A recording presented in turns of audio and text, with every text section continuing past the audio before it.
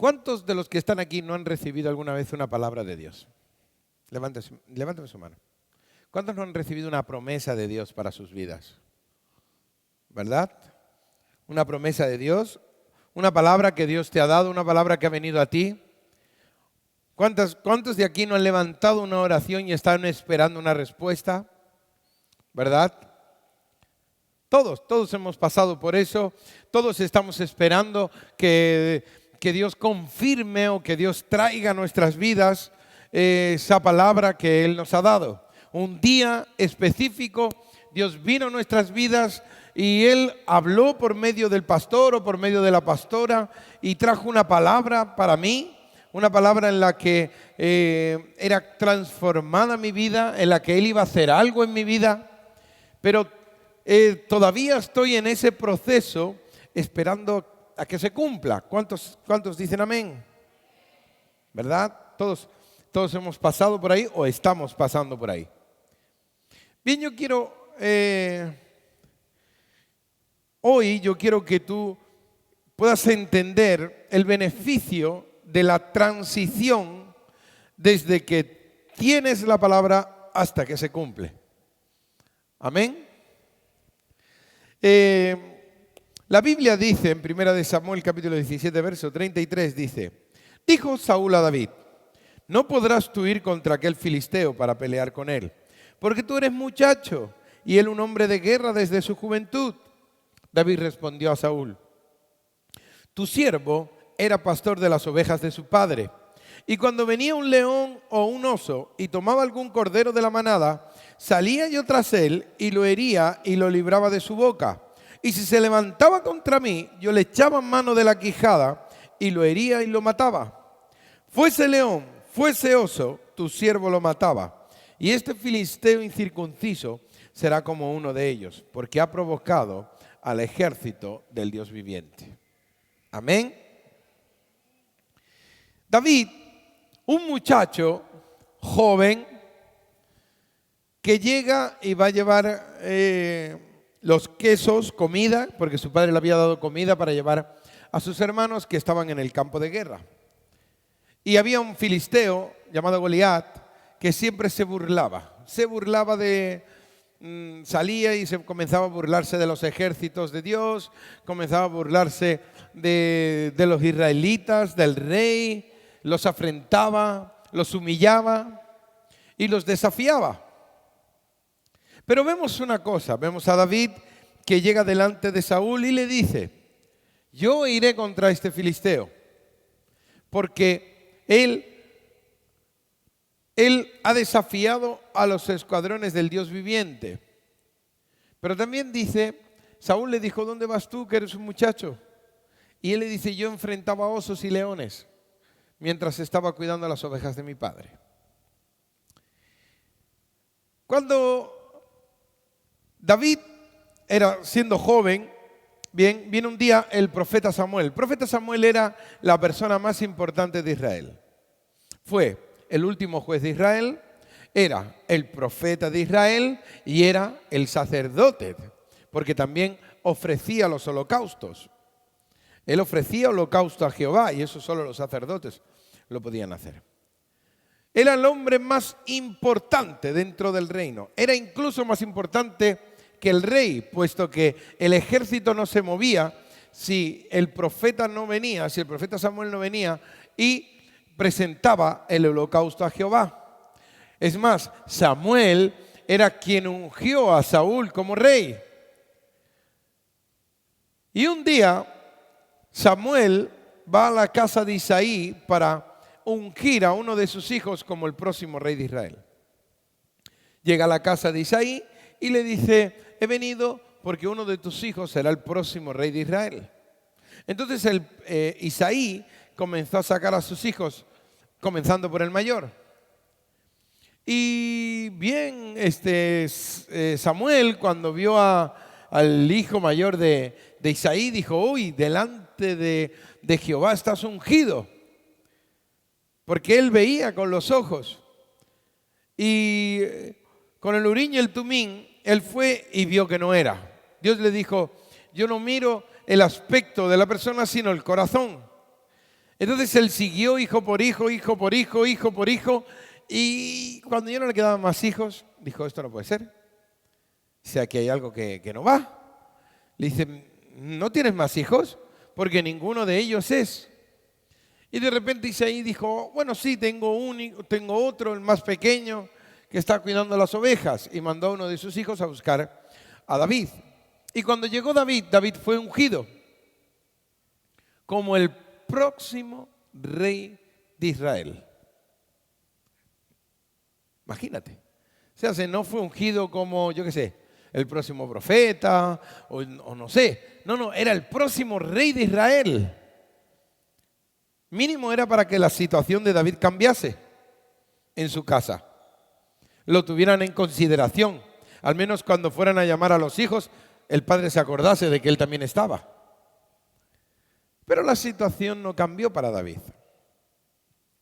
Tiene que ser muy frustrante que tú recibes una palabra de parte del profeta de Dios, de parte del hombre más famoso de Israel, que venga y te diga, tú vas a ser el próximo rey de Israel, y te unge como rey, como el próximo rey de Israel. Y ves que nada cambia. Nada cambia. Es más, sigues en lo mismo. Las mismas labores, las mismas cosas. Parece como que la palabra la recibiste, pero en lo físico todo sigue igual. Nada ha cambiado. Entonces podemos ver en la vida de David que yo me lo imagino, ¿no? Yo me imagino yo en el sitio de David. Me voy, nada cambia. Mi padre sigue mandándome a cuidar las ovejas. Encima estoy cuidando las ovejas y me encuentro con osos y con leones. Y yo diría, Señor, ¿qué pasa?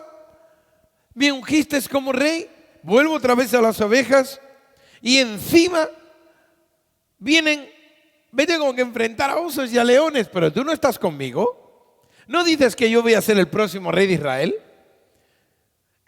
Al menos podías cuidarme, porque tú eres el Dios Todopoderoso, me podías cuidar, ¿no? Mandar a tus ángeles alrededor de mí y que me cuiden. Cuidar de mis ovejas, que ya es bastante, que aun habiendo recibido esa palabra, sigo sin ser rey, no veo ningún cambio y encima osos y leones. Pero él los tuvo que enfrentar. Él enfrentó los osos y los leones. Él no sabía para qué los estaba enfrentando. Venían contra él, venían contra sus ovejas y él los enfrentaba con la onda. Estaba afinando la puntería. Hasta que David se hizo un francotirador de onda.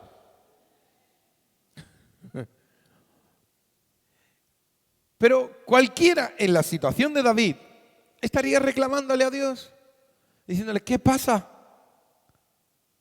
¿Por qué tengo que pasar por toda esta situación? Pero daos cuenta de una cosa, cuando llegó el día, él vio al gigante, se llenó de ira santa, fue delante del rey y le dijo, tu siervo ha matado osos y leones y este incircunciso será igual. Yo no sé si en tu vida tú estás pasando por una etapa en la que te estás enfrentando a osos y a leones. Pero déjame decirte, Dios va a usar esos osos y esos leones para que en un futuro tú puedas matar gigantes. Amén.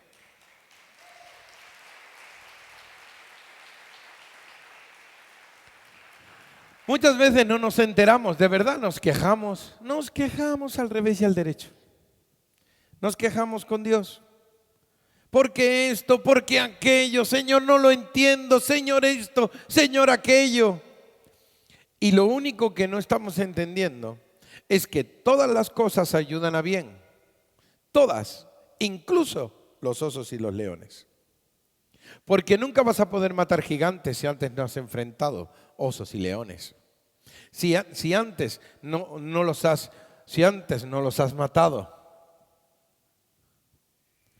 vemos que David había tenido una situación desde que fue ungido hasta que fue rey. Hubieron varias etapas dentro de su vida. Una, al matar al gigante, antes de matarlo, él había enfrentado osos y leones. Eso le sirvió para enfrentar al gigante. Pero más adelante vemos que la gente lo aclamaba, decían Saúl mató a sus miles, David a sus 10,000, y se llenó de celo Saúl y David tuvo que huir. Entonces, volvemos a lo mismo. Imagínate, David otra vez en una situación que no esperaba. Ya estaba bien porque estaba dentro de palacio. Yo soy David y digo, bueno, ya estoy más cerca del reino. Estoy más cerquita. Por lo menos estoy dentro de palacio. En cuanto este se muera, yo subo al reinado porque es lo que me ha sido profetizado. Para eso he sido ungido. Pero resulta que se pone celoso y tiene que salir huyendo. Porque, no sé, como que notó que el otro lo quería matar. Tenía un problema con las lanzas, Saúl. Cada vez que veía una lanza de por medio, llevaba el nombre de David. Entonces dijo, no sé, yo creo que tu padre me quiere matar. Y el día que Jonatán va y le pregunta al padre, el padre le dice, hijo de la perversa, ¿tú no ves que si David vive, tu reino no será firme? Y Jonatán le dice, pero padre, ¿qué es lo que él te ha hecho? Nada, otra vez cogió una lanza y se la tiró. Tenía problemas con las lanzas. Tenía que ser libre de las lanzas. Bueno, total que Jonatán dice, creo que vas a tener razón, él te quiere matar. Y salió huyendo. Entonces, yo soy David y digo, Señor, esto ya parece una broma pesada. Ahora yo tengo que correr, tengo que huir. ¿Y para dónde tiro? Si voy para los filisteos me van a matar porque soy israelita. Y en la tierra aquí no me puedo quedar porque Saúl me quiere matar con todo el ejército. Al final, escondido en una cueva, en la cueva de Adulán. Y Dios trató la vida de David, aun incluso en la cueva de Adulán. Lo trató. Hubo un trato para la vida de David durante todo ese periodo. Se reunieron con él los que más adelante fueron llamados los valientes de David. Y vemos que ellos mataron gigantes también. Pero él seguía en esa tesitura en la cual decía, oye, pero ¿esto qué es? ¿Tengo que estar siempre huyendo? ¿Cuándo se va a cumplir la palabra que tú me diste? Resulta que un día viene con su ejército, con los valientes, y todo el campamento había sido arrasado y se habían llevado a las mujeres y los niños. Y entonces los hombres comenzaron a llorar amargamente y a llorar. Entonces hablaron entre ellos de apedrear a David. Pero David ahí, ¿qué fue lo que hizo? Fijaos, David se fortaleció en Dios. Él no fue a quejarse, él no fue con otros y dijo, bueno, yo no sé, a mí lo que me dijo el pastor, no sé, todavía no se ha cumplido, mira por lo que yo estoy pasando, seguro que no fue o seguro que no sería para mí, o tal, y comenzaron, y no se puso a criticar con otras personas, a decir, no creo, yo pienso, yo hago, sino que fue y buscó a alguien, al sacerdote Abiatar, para consultar a Jehová mediante el efod. Lo consultó, él fue donde él, con otra persona que tuviera su mismo sentir. Y juntos consultaron a Dios y le preguntó qué es lo que tenía que hacer. Vemos cómo la vida de David estaba siendo tratada. ¿Por qué? Porque muchas veces Dios te da una palabra, porque Dios está en una posición como esta. Tú estás en un plano horizontal, pero Dios está en un plano vertical. Cuando Jacob habló con Dios, cuando Jacob tuvo la visión de los ángeles que subían y bajaban, la voz de Dios hablaba desde lo alto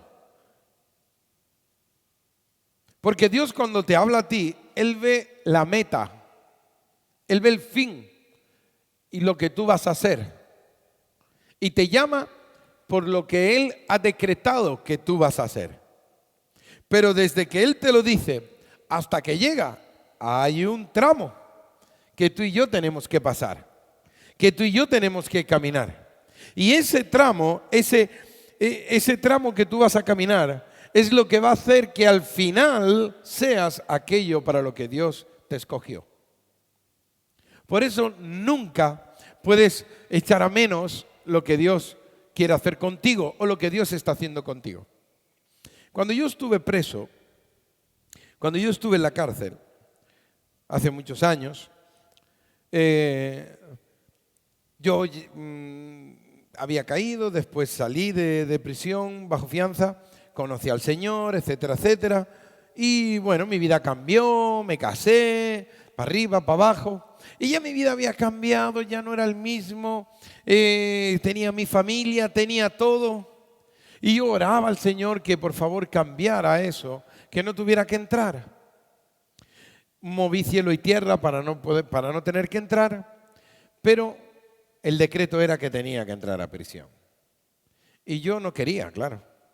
Y bueno, pues dije, bueno, me voy a un centro cristiano que estaba en Pamplona.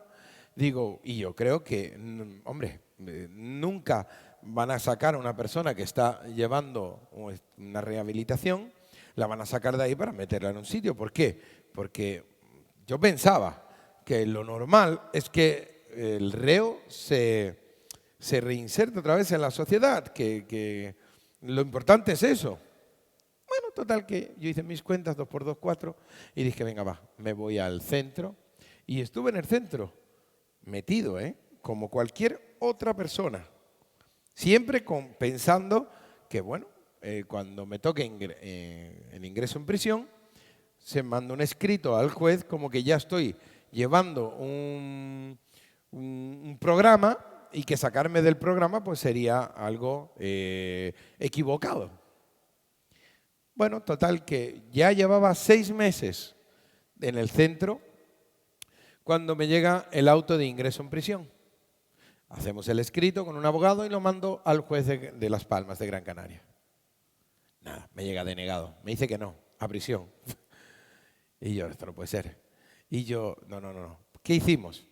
Y yo cogí y llevamos al pastor José Miquel, de la Iglesia de los Cristianos, y él, a su vez, conocía el director de un centro cristiano que estaba en Gran Canaria.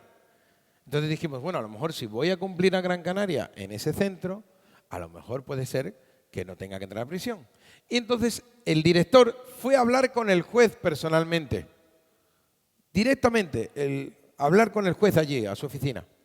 Se sentó en la oficina y estaba la secretaria. Y bueno, la secretaria va a entrar al despacho del juez y dice que los gritos del juez se escuchaban desde afuera. He dicho que no, que a prisión. Así. Gritando que no, ya estoy cansado del caso de Antonio Vargas, a prisión. Imagínate. Y yo todavía en Pamplona. Me llama y dice, no, que no hay manera, que a prisión. Yo me enfadé con Dios, oraba, ya no sabía qué hacer, si orar, ayunar, hacer el pino, no sabía qué hacer. Y entonces, Señor, ¿qué pasa? ¿Esto cómo puede ser? He cambiado de vida, he cambiado de todo, ya no me drogo, no tomo alcohol, no hago cosas malas, señores, hago esto, hago aquello. Yo le dije a Dios todo lo que yo hacía. Y a prisión, no había forma. Total, que me llega el ingreso en prisión y entro a prisión. Una vez que estoy en prisión, me viene que iba a salir porque la juez de vigilancia me había permitido poder ya tener el 3er grado por un curso que estaba haciendo antes de entrar. Tampoco sucedió. La juez de vigilancia la quitaron, pusieron otro juez y ese juez le dijo a mi mujer que no, a prisión. Yo no lo entendía. Yo decía, Señor, tú no estás conmigo. Señor, tú me quieres castigar. Y yo no sabía qué hacer ya. Yo no comprendía nada. Lo único que sabía es que me lo estaba comiendo con patatas. Total que me mandan para otra prisión. Y al final me llevaron a la prisión de máxima seguridad de Zaragoza. Y allí, estando en Zaragoza, yo me apunté para cuidar a la gente enferma, a las personas que tenían problemas psicológicos. Bueno, nosotros conocemos, son problemas espirituales, pero personas que se querían suicidar. Gente que estaba en una lista como de alto grado, que se suicidaban. Pero mira el cuadro. El cuadro era este. Yo estaba en mi celda y había un megafonillo. Y llamaban y decían, Vargas, esto a la 1 de la madrugada, a las 2 de la madrugada. Yo durmiendo. ¿Qué pasó? Usted puede ir al módulo 9 a cuidar a uno que es que dice que se quiere suicidar y tal y cual y está armando escándalo allí. Vale, yo llegaba y con toda la autoridad de Dios entraba en la celda con el funcionario, abría la celda y el otro con una cuchilla de afeitar en la boca, así. ¿Qué? Sal fuera porque te voy a cortar el cuello. A mí. Y aquí no es como aquí, que a lo mejor estás orando por un endemoniado aquí, sale corriendo y se va para allá.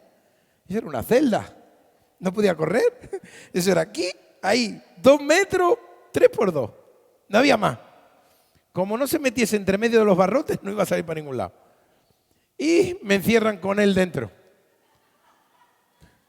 Me encierran dentro y le digo, en el nombre de Jesús, siéntate y cállate ahora. Cállate. Y estate quieto ahí. Se sentaba callado, ministrado. Uno, otro. Y yo no lo entendía, pero hoy sí lo entiendo. Amén. Yo no lo entendía. En aquellos momentos me quejaba, en aquellos momentos yo le preguntaba a Dios, ¿qué pasa? Pero claro, tú no ves el camino. O sea, Dios ve el final, pero tú no ves el camino. El camino tú lo tienes que caminar. Te digo, fue mi seminario.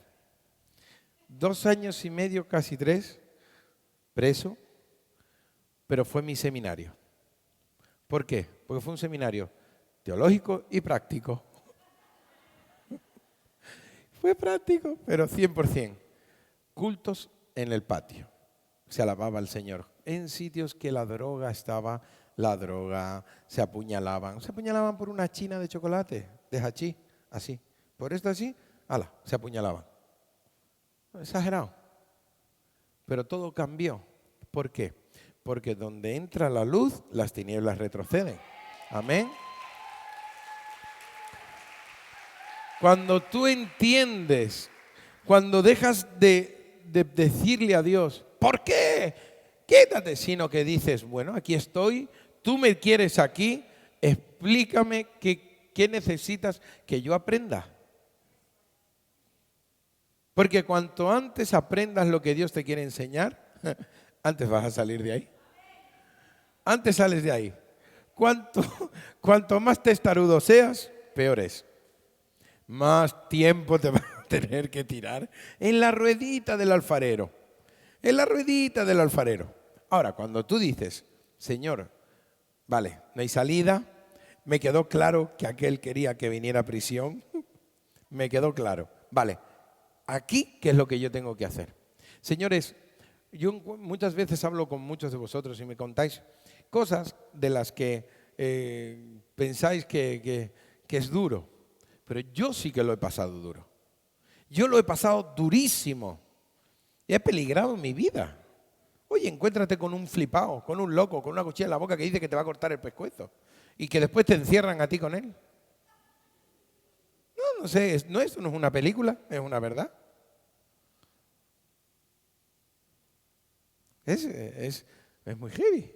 Es decir, me mandaban a mí. Había gente que no quería ir. Otros de otros módulos no querían ir a ciertos sitios. A ese módulo, por ejemplo. No querían ir porque eran todos... Era el peor módulo de la cárcel de Zuera. Entonces, allí habían 68 presos de un módulo en el que cabían 180. No, perdón, 160. y habían 68. Ahora, los 68 eran todos de cárceles de las peores que habían en España y las habían mandado para allí. 68, el cual peor. Pero yo llegaba allí y súper bien. La gente me respetaba, la gente. Era alucinante. ¿Por qué? Porque el favor y la gracia de Dios están contigo si tú dejas que Dios te use, si tú dejas que Dios haga lo que Él quiere hacer en tu vida. Si tú estás dispuesto a que Dios te use, Dios te va a usar y Él te va a rodear de su favor. Amén. Amén. Dar un aplauso a Él.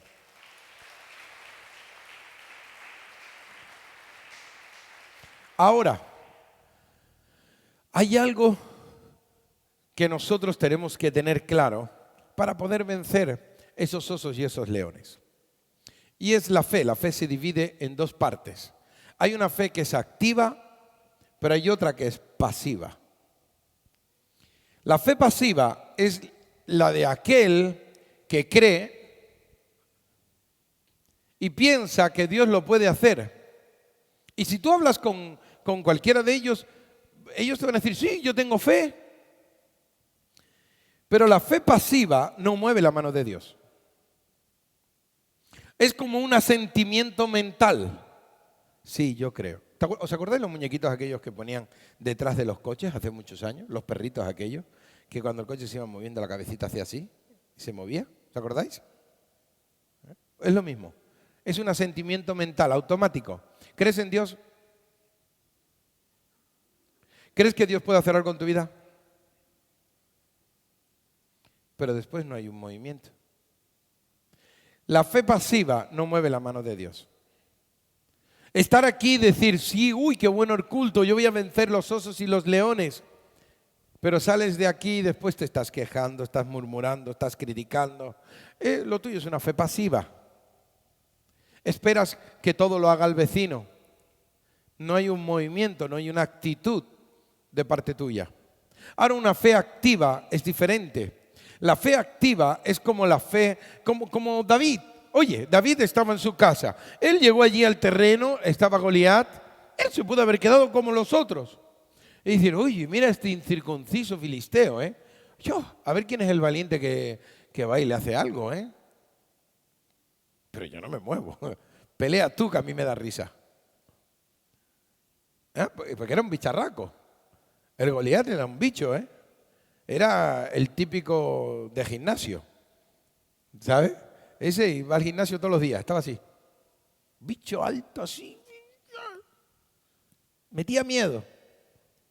Y todos los israelitas se hacían los distraídos. Pero David era un hombre de fe activa. Él llegó y dijo, ¿cómo? Se fue a por él. Lo enfrentó.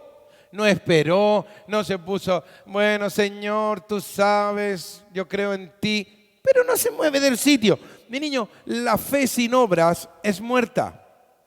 La fe tiene que ir empujada por tus obras, que tus obras hablen más que tu boca, que tus obras hablen de tu fe,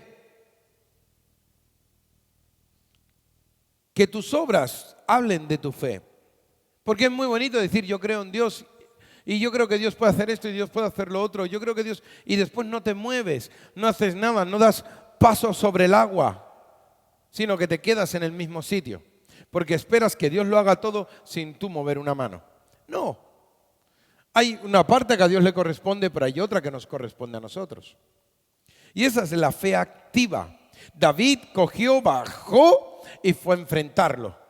Y el Goliat se empezó a burlarse de David. Y David le dijo, hoy mi Dios te entregará en mis manos, yo te cortaré la cabeza y daré tu cuerpo a las aves de los cielos y a las bestias de la tierra. Y le dijo, te vas a enterar. No, pero más o menos. Cogió 5 piedras del arroyo, le bastó una.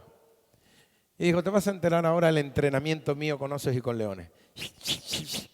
¡Pah! Muerto. Pero para matar a Goliat tuvo que ir abajo, coger las piedras, meterla en la onda y tirarla. No esperar y, bueno, Señor, tú levantarás una piedra, irá volando y le pegará. No, el otro se movió, cogió la piedra, la tiró y Dios hizo el resto. Porque era una fe activa. Cuando le quitaron a su mujer y a sus hijos, él se movió, le preguntó a Dios y Dios le dijo, sí, vete, yo te lo entregaré. No dijo, bueno, Señor, como tú eres Dios y me los vas a entregar, bueno, que ellos vengan y, oye, me den a mis hijos y todo lo demás. No. Él cogió, los persiguió, fue a por ellos, los enfrentó, los mató y encima, después de enfrentarlos, cogió todo el tesoro de ellos. Eso es lo que pasa cuando tú tienes una fe activa. Cuando tienes una fe activa, las puertas se abren, comienzas a conquistar. ¿Por qué? Porque tu fe es una fe activa. En los héroes de la fe, en Hebreos 11, habla sobre esa clase de fe.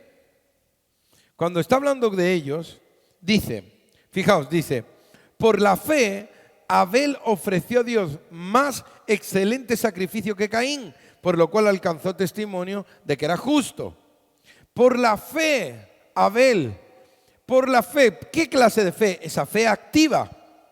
Dice, por la fe Noé, cuando fue advertido por Dios acerca de las cosas que aún no se veían, con temor preparó el arca para que su casa se salvase. No es que estuvo Noé allí parado, hoy va a llover, uy, a ver quién hace el arca. Señor, manda a tus ángeles a que construyan el arca. No, él la tuvo que construir. Él la tuvo que construir.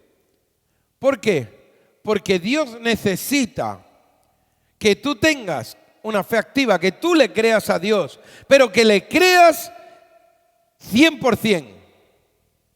No de boquilla, no de boquita para afuera, religiosamente, como nos enseñaron, como el muñequito, con la cabecita, sí. No, te tienes que mover, tienes que levantarte, tienes que ponerte de pie y conquistar. Para matar osos y leones te tienes que mover, pero nunca matarás gigantes si antes no te moviste para matar osos y leones. Amén. Tienes que tomar determinación en tu vida. Tenemos que tomar esa determinación. No podemos seguir viviendo una vida light o esperando que Dios nos lo haga todo como si fuéramos niños de teta, esperando a que nos enchufen. No, ya somos mayorcitos, ya podemos abrir la nevera, coger el pollo, filetearlo y ponerlo a la plancha. ¿Verdad? ¿Sí o no?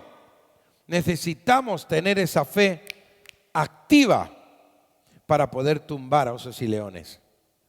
Escúchame, Dios quiere darte lo que Él te ha prometido. Dios es el primero que quiere que tú llegues a la meta. Pero para llegar allí necesita que tú te pongas activo. Que comiences a decir, Señor, dime qué me quieres enseñar con esto. ¿Qué me quieres enseñar? ¿Qué es lo que tengo que aprender? Y Dios te va a enseñar, pero necesita que tú te muevas. Yo cuando estaba allí, oye, muy bien pudo haber cogido y haber dicho, bueno, mira, ya que se las entiendan, yo aquí tranquilito dejo pasar los días y bueno, poco a poco. No, yo me tuve que mover. Yo oraba a Dios todos los días y le pedía al Señor, dime qué es lo que yo tengo que hacer. Y el Señor me fue direccionando, fue abriéndome puertas. Y yo, lo que nadie quería hacer, yo lo hacía, porque Dios me mandaba. Y lo que nadie quería hacer, a mí me mandaban. Y de verdad te digo, todo me salió redondo. Es más, te digo que el recuerdo que yo tengo de cuando yo estuve en prisión no es un recuerdo malo, sino es un recuerdo bueno. Es un recuerdo en el que yo sé que yo trabajé para el Señor durante ese tiempo, que yo estuve formándome para Dios en ese tiempo. En ese tiempo ocurrieron cosas maravillosas. Gente conoció al Señor, gente fue libre, gente fue restaurada. Personas que tomaban medicación así después cuando se la quitaban, ellos se querían suicidar porque estaban enganchados a la medicación que los mismos médicos le daban. Se enganchaban. ¿Por qué? Porque lo fácil era medicarlos para que estuvieran como en pausa toda su vida. Les dan la medicación y se quedan así, babaos, como zombies, igual. Pero una vez que le quitas la medicación, están tan atados, que necesitan la medicación para evadirse. Pero su problema es espiritual.